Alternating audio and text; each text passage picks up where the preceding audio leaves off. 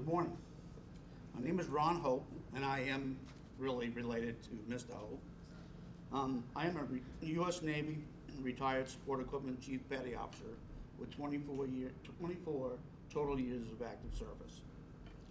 My journey in the Navy started on July 25th, 1967, 1 month after graduating from Keene High School. In late September upon graduation, I went to Navy boot camp, and my first duty station, I was sent to VT-23 Kingsville, Texas, where I became a plane captain on the F-9J jet aircraft and started my training as a ground support equipment mechanic, gas turbine technician. Gas turbines start naval aircraft with high volume, high pressure, hot air that is injected into the jet starting unit to start the aircraft.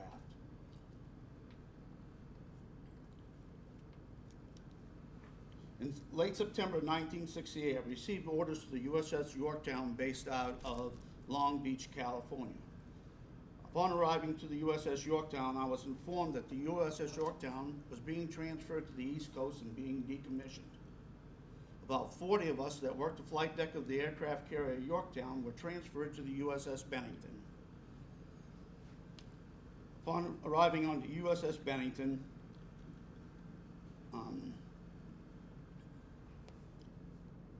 the ship was coming in and being prepared for the Westpac cruise to Vietnam. Bennington left Long Beach in late October 1969, and we embarked on our cruise to Vietnam. I was assigned to the V-1 Division, aircraft deck personnel handling crew, better known as blue shirts. If you turn to the fourth page of your handout, that should show you the chronicle order of each person that works on the flight deck. A blue shirt is a plane handler, tractor drivers, aircraft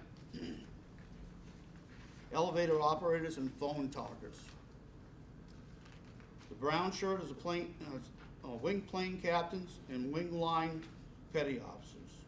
The green shirts handle the arresting gear and the catapults. Purple shirts, known as grapes, handled aircraft fueling. The red shirts are ordnancemen, crash and salvage crew, and explosive ordnance disposal. The white shirts are air wing quality control personnel, plane inspectors, landing gear officers, better known as LSOs, air transfers officers, liquid oxygen crews, safety observers, and medical personnel. Yellow shirts are aircraft handling officers, catapult and arresting gear officers, and plane directors. It should be noted that working on a flight deck is the 5th most dangerous job in the world. The 5th most dangerous job in the world is a service member. And of that, other than combat, actual combat, working on a flight deck of an aircraft carrier is the 5th most dangerous job in the world. I was a blue shirt. The aircraft handling,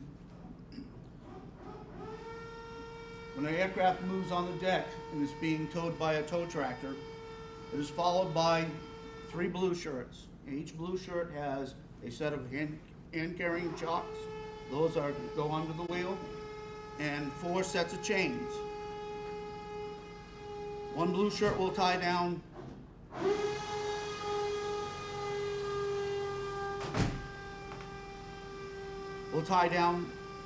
one main mount on one side of the aircraft. Another blue shirt will tie down the left main mount, and the other blue shirt will tie down the nose gear.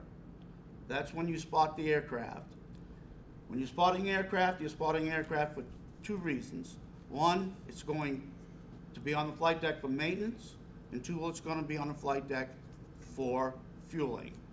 Once the maintenance and the fueling are done, the aircraft is ready for another launch. As a blue shirt, you work 12-hour shifts, day and night.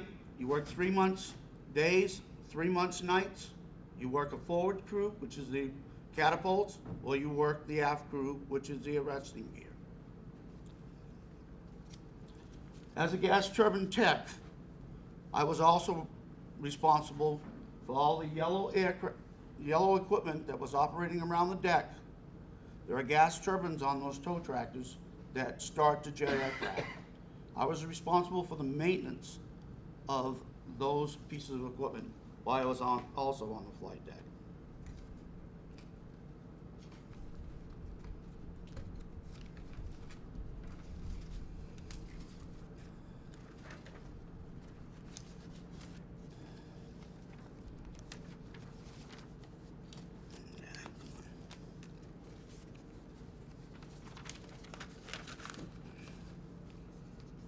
During my time on the Bennington, I was involved in 3 dangerous situations where I could have lost my life. The first one was I was hit by a sonobuoy, and a sonobuoy is a long tube that has a radio frequency in it that they drop in the water when they're hunting for submarines. It was lodged in its tube on the aircraft, and when the aircraft landed, the sonobuoy come out, and they're about 40, 45 pounds. They're a little bit longer than this table, made out of aluminum. They came across the flight deck, hit a tow tractor, and nailed me in both legs and threw me to the deck. At that time, I thought both my legs were broke, but they weren't, lucky for me. The second time, I was the middleman on the tip of an aircraft wing. If you go to the section in your pamphlet on the aircraft,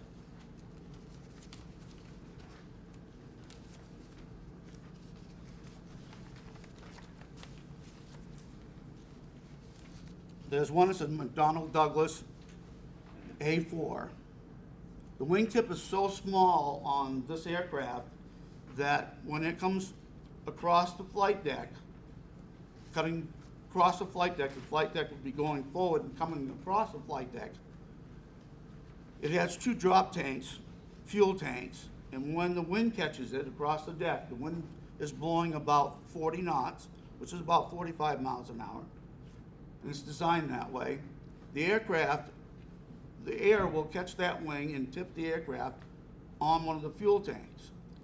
So you have to put 3 men on the tip of the wing, ride the aircraft out to the center of the flight deck, and the aircraft will move and point up the deck for launch. If you go to the big cranes that are in there, in your pamphlets, that's an aircraft lifting crane. They're on all aircraft carriers and on all naval air stations. They are called a Tilly, the big yellow cranes.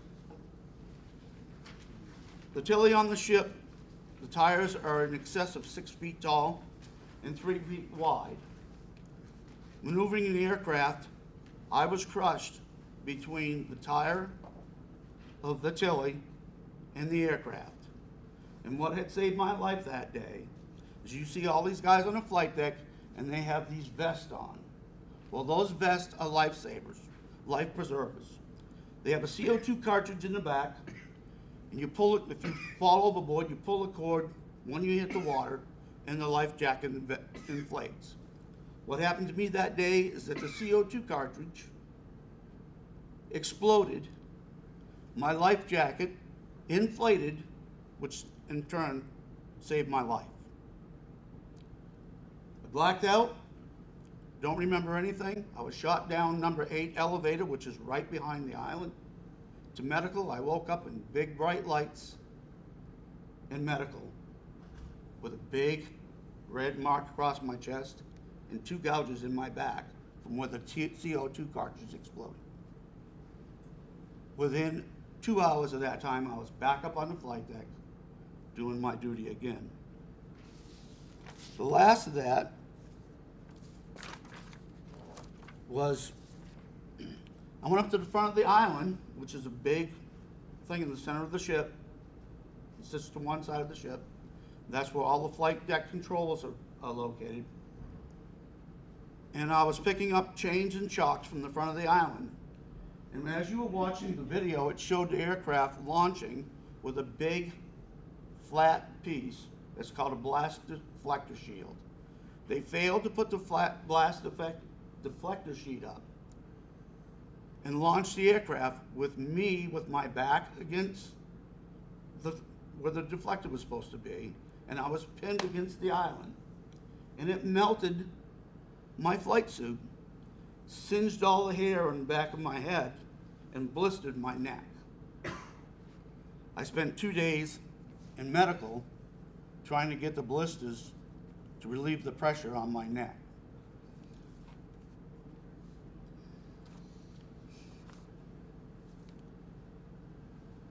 Upon arriving on station in Vietnam, in the Gulf of Tonkin, we were there for about 4 months and got orders to decommission. At that time, President Jimmy Carter was decommissioning a bunch of ships to try and save money. We turned around, got all our aircraft, went back to Long Beach, and decommissioned the aircraft carrier. We arrived back in Long Beach in late September, and what I find to be the loneliest feeling for a sailor is to have no one, absolutely no one, waiting for you when you pull in from a deployment.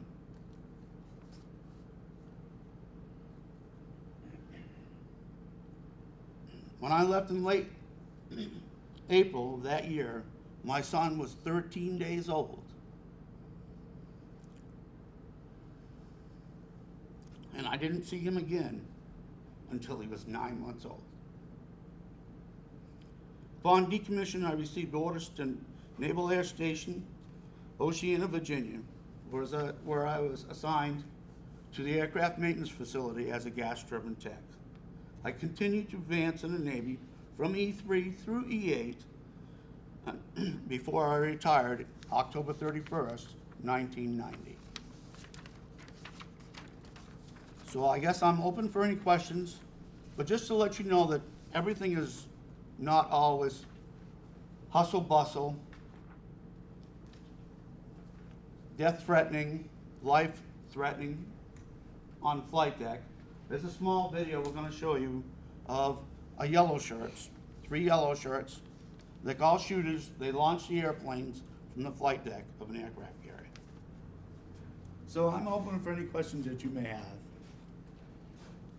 And just before we get to like the open questions, unless there are specific questions about the aircraft carrier, perhaps maybe you could introduce yourself and just give a background before we get to our questions too. Okay. That's all right. My name is Pete Riesenberg, and I live in Swansea right now, but I graduated from Milford High School in 1969. Much to my parents' objection, I was accepted at 2 colleges for engineering school, University of Nebraska and University of California, California Polytech. Instead, I chose to join the Army, okay, which was, my dad and my mom both were in the Navy in World War II. My dad flew PBYs, so it was not a real encouraging thing for them, I guess, to join the Army. But I enlisted in the Army during the draft period about 10 days after I graduated from high school, so I joined June the 30th, 1969 for a 3-year hitch, and enlisted for the infantry. At that time they gave it to me. It was not a problem. I was supposed to go to, I did my training in Fort Jackson, South Carolina. We still had the old World War II barracks in those days, wooden, coal-burning stoves and heaters, if they had any coal, but most of the time they didn't. I did my leadership school at Fort Jackson also, and from there I went, I did my infantry training at Fort Jackson. I went to Fort Benning, Georgia, where I was supposed to go to NCO school to be an infantry sergeant. Unfortunately, they sent me to what was called at that time Operations and Intelligence. And I was actually with a bunch of guys. We'd all gone through basic and AIT together, infantry training together, 3 or 4 of us, and one of them had the notion to ask what Operations and Intelligence was, and somebody explained to me that was where they dropped 6-man teams behind enemy lines to gather intelligence. Now, I said at the time, I still remember saying this, I said, well, that's probably not a thing that I'd like to do. I don't mind going behind enemy lines, but I'm taking 150 of my friends with me, okay? So I promptly quit, and what that did was, that was what got me my orders to Vietnam. I shipped out to Vietnam out of Fort Lewis, Washington in January of 1970. I arrived about 28 hours later and spent the next 18 months there.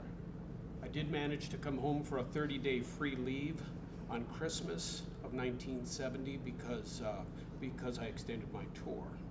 I was assigned to an infantry platoon in an air cavalry unit, which is basically 30 guys, a lieutenant, who was our platoon leader, or a captain, a platoon sergeant, and 4 squads of 7 men each. My job was with the 4th squad, and I carried the radio. Okay, little guys carried the radio, big guys carried the machine gun. I probably would have rather carried the machine gun, except it weighed quite a bit more than the radio, which was about 27 pounds. After about 6 months in the infantry platoon, I was a little bored, and I ended up joining the scout platoon. The scout platoon in an air cavalry unit is light observation helicopters, the OH-6, which I'm sorry I don't have any pictures. I don't have most of my stuff anymore. And I flew there for about 12 months, and basically a little bit of a history on AirCav. AirCav is designed basically as a reconnaissance tool for the rest of the military. So there's three air troops, A, B, and C. I was in Bravo Troop 7 Squadron, 17th Air Cavalry Group, and we were assigned to Pleiku in the Central Highlands. Our job was basically to work that area between Cambodia, Laos, and the Central Highlands of Vietnam. So reconnaissance is basically low level, very slow flying at treetop level. I was the enlisted man. There was a pilot flying who was an officer. Generally speaking, the officers were warrant officers, helicopter pilots. I couldn't get into helicopter school, not that I wanted to, but I wore glasses, so I couldn't get a pilot's rating. But I did have to learn how to fly the OH-6 in case the pilot was shot. I would be required to bring it in. I was not real good, I'll tell you that right now. Okay, I could really get it down, but most of the pilots used to say I had the best controlled crash landings of anybody in the troop. And what I'd do is I'd just basically drop the power as soon as I got about 5 feet off the ground, and she'd settle right in kind of rough. So I wasn't real good at that, okay? And, but I enjoyed flying. Still do to this day, but I just don't fly helicopters. I could take off really good, but that's really only half the battle. So I spent about 18 months there. I could ship back home. I was 20 years old when I got home. They shipped me, my last duty assignment was the 4th Infantry Division at Fort Carson, Colorado, where I was assigned to the 1st to the 10th Armored Cavalry, which had just been brought back from Vietnam. So I did probably about 3 months, 4 months there as a scout section leader, but in the traditional military sense, I'm sure my partner here can attest to this, I spent most of my time in training in an air cav unit, and when I was sent to Fort Carson, I was assigned to an armored cav unit. So instead of having helicopters, we had tracked vehicles. My vehicle as the scout section leader was what was known as an M114, which was a scout vehicle. They don't use them anymore. They had gasoline engines. We didn't even have diesel. And I drove for the platoon leader, who was a lieutenant fresh out of West Point. He and I didn't get along real well because I had just gotten home and he was just getting out of college. So we're probably roughly, he was a little older than I was, but I got an early out because the draft was ending. So on January the 3rd of 1972, they said, you're going home. And I went goodbye, hopped in my Jeep, and drove back to New Hampshire. I spent about 4 years in the National Guard in Iowa when I needed to make some money in an infantry unit, and that's really the extent of my military service. I've lived back here in New Hampshire for about, I think I'm on my 30th year. I finally used a GI Bill to go to college. It paid for my 4 years of college. I did it in 2 years. I went to Northern Arizona University. I got a degree in police science and administration, and I spent 28 years in law enforcement. I'm retired. I'm retired about 13 years now. I wife won't let me stay home every day, so I have to get a little part-time job, and I work at the courthouse, at the Superior Court building, brand new building. That's really it. I have 2 sons, both of them graduated here from Keene High, 1995 and 1999.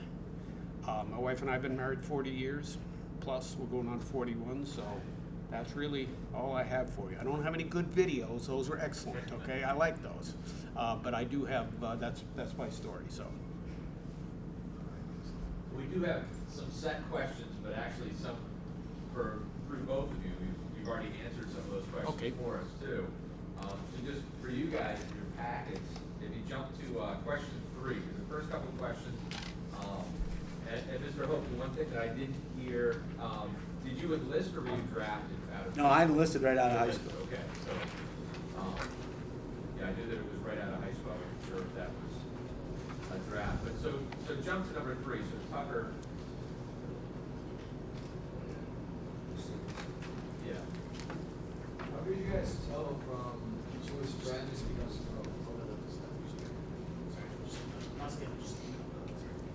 how do you guys tell who is friend or foe? Well, the easiest way is they were shooting at you. That's really, I mean, that sounds kind of, I don't mean to be flippant about it, but that's really what happened. And it was a really, I think what we've seen go on in Iraq and Afghanistan is basically the same thing, except I always used to think that our rules of engagement were really tough because we couldn't, in an air cav unit, we had a certain area to search every day that we reconned with helicopters. There were certain areas that we were told whether it was a free fire zone, so anything that moved we could shoot, and there were other areas we couldn't shoot until we were shot at first. So a lot of times you had to wait until you were shot at, and that's really it. I was really one of the lucky ones, I'll say this, because in an air cav unit we didn't go out into the field for days and weeks at a time.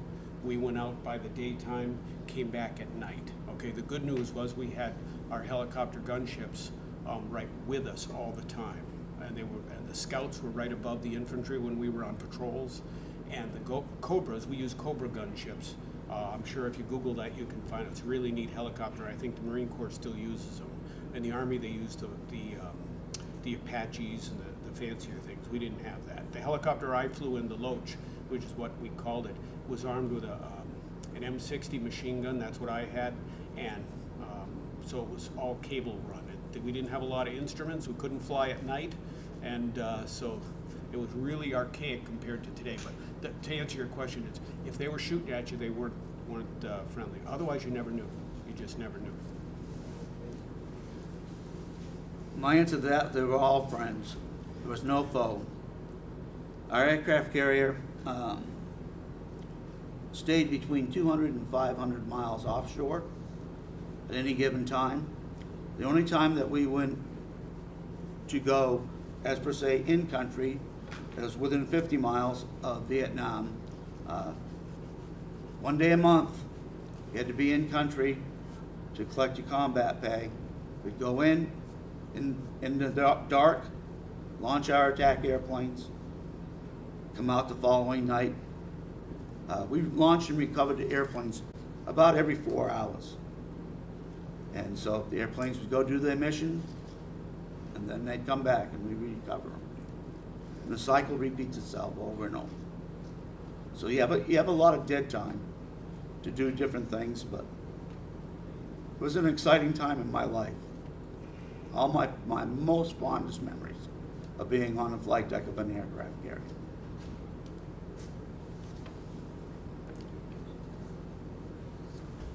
Frank Skyler.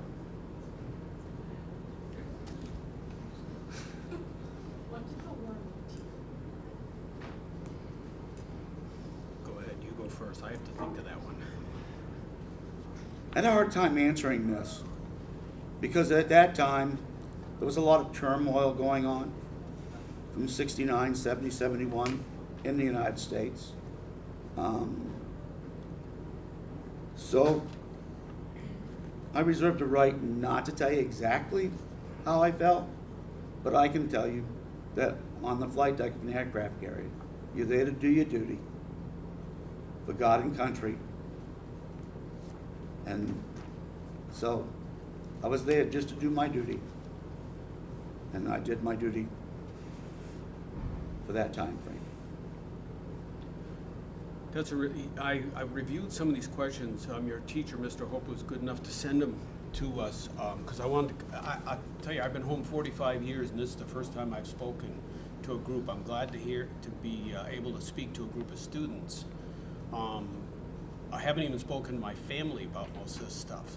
So what the war meant to me was just an opportunity to serve my country. I came from a generation where my father, I'm sure Mr. Hope's father, served in World War II. And for me, it was just a duty thing. It was my obligation to do that. Despite the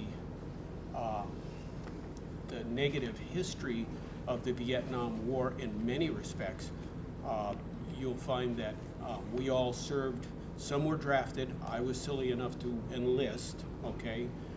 But most of the people around me were drafted. We were all different colors, different shapes. But you do notice on that aircraft carrier, though, while I mentioned this, there wasn't a single person who wasn't thin, really skinny. That's because they work you to death in the military, okay? You never have a chance to really lay around. But the war, to me, was just a simple way of serving my country. If I enlisted, I wasn't guaranteed to go to Vietnam. I could have been shipped to Germany. Many of my friends were lucky enough to get shipped to Germany. I got shipped to Vietnam, and I did my time there and managed to come home without a scratch. So that's all. It was a chance to serve my country.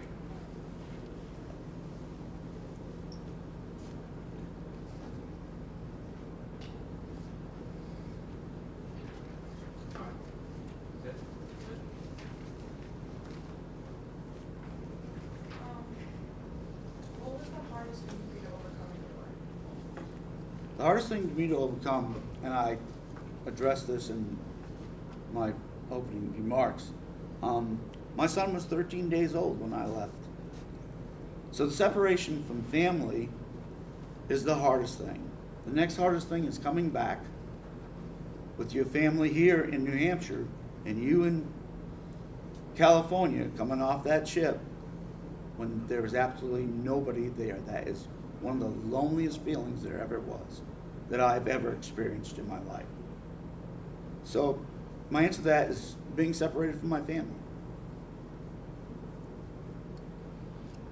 I was single at the time, so the hardest thing for me, I think, was just coming home and meeting up with some of my high school friends. Quite frankly, they didn't have a clue who I was anymore, and I'm not sure I had a clue who I was anymore. When I got discharged from the Army, I was sent home with about a week's notice. I did get the re-enlistment talk, which they usually give you when you're getting ready to be discharged at the end of your tour. I still remember the lieutenant calling me in and asking me if I wanted to spend another 3 years or 6 years. I would have got about $10,000, which in those days was quite a bit of money. But I told him that I was going to try it on the outside. I wasn't even legally able to drink in New Hampshire, okay? I was 20 years old. I spent my 19th and my 20th birthdays in Vietnam. So I was really very confused about what the heck I was going to do with my life, okay? I had absolutely no idea what I was going to do. I came home here. I drove one of the kids in my squad. I drove him down to Houston, Texas, and then I drove all the way up here with absolutely no idea what I was going to do. I didn't have a girlfriend anymore. Most of my college friends, I didn't use a bit of drugs when I was in Vietnam. I drank a lot of beer, I would say that, and a little whiskey at times, okay? But I didn't use any drugs, so I was completely confused when I got home. That's, I think, the easiest way to put it. Absolutely no idea where I was going or what I was going to do. Are you familiar with where the Walpole Savings Bank is on West Street? Right to the right of it is a little gas station, okay? I pumped gas there for several months, trying to figure out what I was going to do in life. The last thing I ever dreamed of being was a policeman, the very last, okay? And I think it was because I was in the Army, and it was just something that I picked up and ended up trying it out and enjoying it. And then I went to college and got my degree in that. So, you know, I don't know if that answers your question, as close as I can come, okay?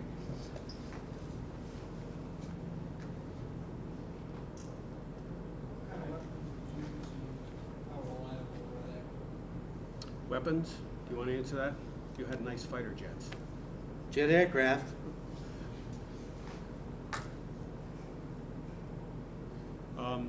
The main weapons that I used, when I was in the infantry platoon, I had a rifle, an M16 rifle. I carried that crazy radio, which always made you a great target. And when I joined the scout platoon, I was actually trained in infantry to use a machine gun anyway, an M60 machine gun, which is a belt-fed machine gun. It's a 30 caliber belt-fed machine gun, and that's what I used. In the scout, the enlisted man had the M60 machine gun. It was basically hung on a bungee cord on your door, and that's what you use for your primary weapon.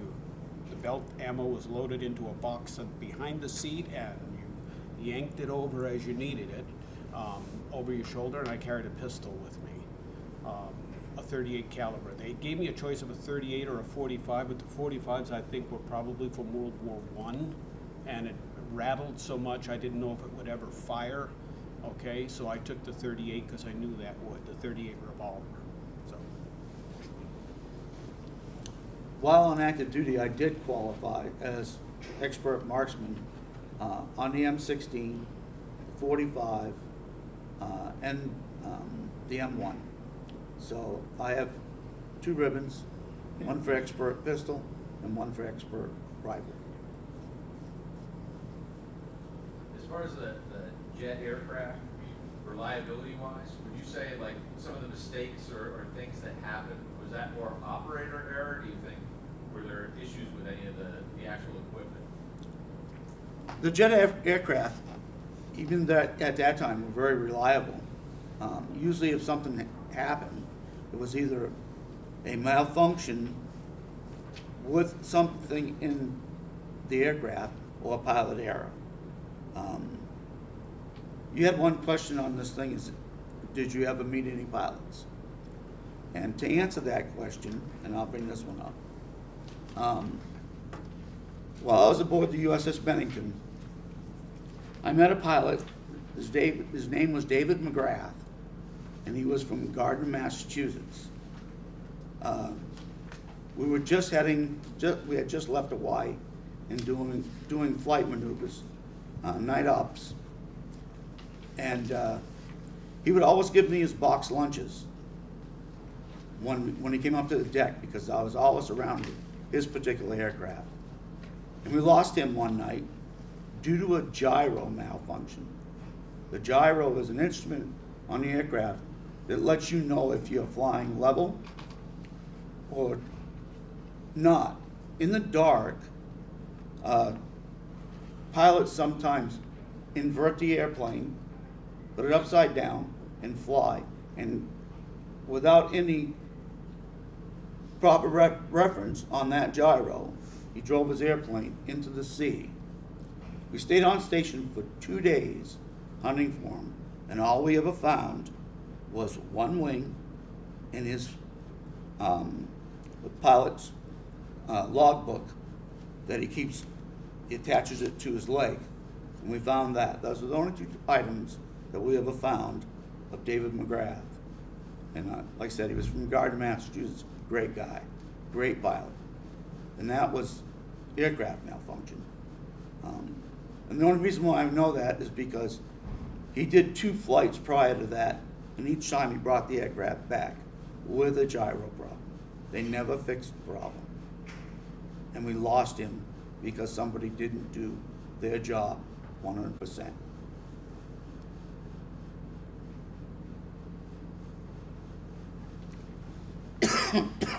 Excuse me. How did the war change your life? For me, it changed my perspective on how to deal with people. Coming back after the ship got in, we went to Oceana. Both my wife and I experienced a backlash. If you told anybody that you were in Vietnam, you were automatically a baby killer. Automatic. It didn't make any difference if you were on an aircraft carrier, or you were on a destroyer, or you were in country. They had that mindset.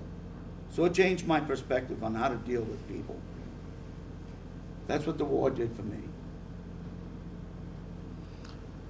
That's a really good question. That's a tough one for me to answer because, I'm not sure. I'm pretty sure that had I gone to college, okay, I wouldn't be here today talking to you guys, okay? But I'm not sure how I would have felt. But the war changed me. I lost my girlfriend because she sent me a nasty letter, quite frankly, okay? She sent me a nasty letter, and I really never spoke to her again. I just wrote her a note on a sea ration box, which was what we ate on. That was my note. That's what I used for writing paper, was a sea ration box. And I said, I still remember this. It sticks in my mind. It's like, having a really great time over here. Thought I'd drop you a line. And then I just dropped a line down to the bottom and signed off, and I never spoke to her again. Unfortunately for me, my mom and dad brought her to the airport to pick me up when I came back from my first tour. So that wasn't really a good time. But it really changed me. I think, I know that there was a lot of talk about that. I never really had a problem with anybody because of my service. I was always proud that I had served. I felt that I had done my duty. I'd given a pretty good part of my life for it, but I never could really associate with any of my high school friends again. To this day, I only have 2 friends in high school. We've been friends ever since, and that's it. There are others, I don't think they fully understood who I was. I don't think they I didn't understand who they were anymore because they hadn't been through what I was through. Quite frankly, there were a period of my life where I was really a very angry person, especially with people who were not veterans.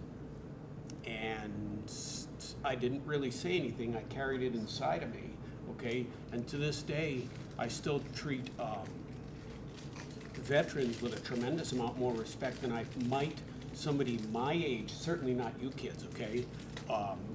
My age who would speak out against the service when they were eligible to go into the service. That really kind of ticks me off sometimes, okay? So in a way, it made me very proud of my service, made me proud of my country. I did my duty. There's a lot of talk about whether or not it was the right war at the right time. I didn't have that choice. I felt it was my duty to serve, so. And I'm not ashamed of what I did. I'd do it the same thing again, all over again, even if I knew what the hell was gonna happen, okay? So, sorry about the hell thing. They've heard worse. I'm sure they have. All 3 siblings. Okay. Question-wise, we jump to question 11. Again, just trying to get some of the information that maybe hasn't been spoken about. So, Jay, this one's yours, I think.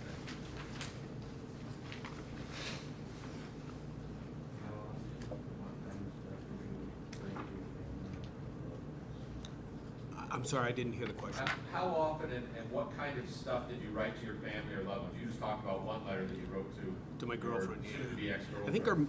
I think our mother really still wants to get me somehow, okay? They're Italian, and I'm sure there's a hit on me somewhere. But, I came from a very large family. There were 8 of us, 8 children, 5 boys and 3 girls. 3 of my brothers joined the Marine Corps. And so I come from kind of a veteran family. They all joined after I did, but when I was overseas, I did not ever send any letters to any of my family members, especially my parents, indicating what was really happening. Not a bit. Every single letter I sent, okay, was everything's quiet over here, nothing's going on, because I knew my mother and father would worry. And there's actually a period where before you ship out, they ask you certain questions, you do your will and you do all this, who's your insurance beneficiary, and all these things that really bring you to a real sobering of what life is all about, even at the age of 18. And one of the things that you check off is whether or not you want your parents notified if you receive a minor wound, okay? So if you're wounded in a minor way, do you want your family notified? And I always checked off no. So to this day, my mother, and my brothers and sisters have absolutely no idea. I didn't keep any of my letters. I pretty much, everything is gone, and there's a tremendous amount that I don't remember, so I could tell them that I really don't remember anything anyway. But one of my brothers has asked one thing, and that was probably about 15 years ago, and he knew enough not to ask. So I never told them anything that I was doing. I think they'd probably died of a heart attack long before I got home, so. I wrote my wife every day. I wrote just about daily ship life, what things happened on the ship, and that pretty much sums it up. I just told him how much I missed him and couldn't wait to see him. She would send me care packages about once every month. And the care package usually consisted of chocolate chip cookies. And she put the chocolate chip cookies in a box, and she'd fill the box with popcorn and put the chocolate chip cookies in there, and the popcorn would keep the chocolate chip cookies moist. I would pass out the chocolate chip cookies to my shipmates, and I would eat the stale popcorn because I thought it was great. So some of the things that I wrote to her were how they talked about getting blown by jet blast, and one of the things I didn't mention is that I got blown over the side of the ship by a jet blast. But on the side of every aircraft carrier, they have these steel nets. And I got blown into the nets. And I found it I was shocked by getting blown into the net. But I found it comfortable there, so during air operations, our berthing spaces were so hot that a lot of us slept in the nets because it was all open ocean under you. When it was time to come get off your shift, you would go sleep in the nets for 4 or 5 hours. And if you had nothing to do, you'd go back up and work on the flight deck again. So working 12 hours on, 12 hours off was a normal shift, but some days you would work 18 hours straight and just take 4 or 5 hours worth of nap in the nets instead of going to your berthing space. The berthing space has got, at times, in excess of 100 degrees just in a berthing space. So try and sleep in a 100-degree stuffy area. It's kind of hard. Unfortunately, we just have a couple of minutes left because we have to head back to class and get their stuff. But we've been spending a lot of time learning about the Vietnam War, and Bill and I have been trying to teach, the best way we can. Do the two of you have any message? What would you want this generation to know about the Vietnam War? If you had a short message that you could give them, what should they hopefully take away from learning about the Vietnam War in particular, as opposed to even all the other wars we study in American studies? Like I said, these are great questions. I guess the one thing I would take away from it is I know that perhaps I was a bit naive when I enlisted in the service. LBJ had this policy of trying to stop the dominoes. I don't know if you're familiar with that. The communists taking over Vietnam and then taking over Cambodia and then Laos. So that was the whole purpose of us going to Vietnam. Forget the politics of the Gulf of Tonkin and what happened there. But I guess what I take away from it is that those of us who served, either in country, outside the country, felt very comfortable that we were doing the right thing in fighting communism. What happened at the end, when we basically refused to honor the treaty that we had signed, and we basically refused not to give them the aid that we promised to give them, and that was politics in Washington, D.C., we allowed for that country to fail in spite of the 58,000 of our friends and your countrymen who gave their lives, So in the meantime, everybody said it was a fool's errand to go there. What we have to remember is that about 2 million South Vietnamese people were slaughtered after the communists took over. That's what I take out of that. And I say that we did our very best there. Politics took over, and we see that in every single war we see right now. We don't go in to do what we said we were going to do. We go in with the right idea, and politics takes over. So that's just my opinion on it, though. I guess I concur with everything he says. One of the things that I would say is to treat your veterans of whichever war it was with a lot of respect and dignity, because each and every one of us, regardless of myself, deserve the respect and the dignity that we, during our time frames in the military, were fighting to protect this country.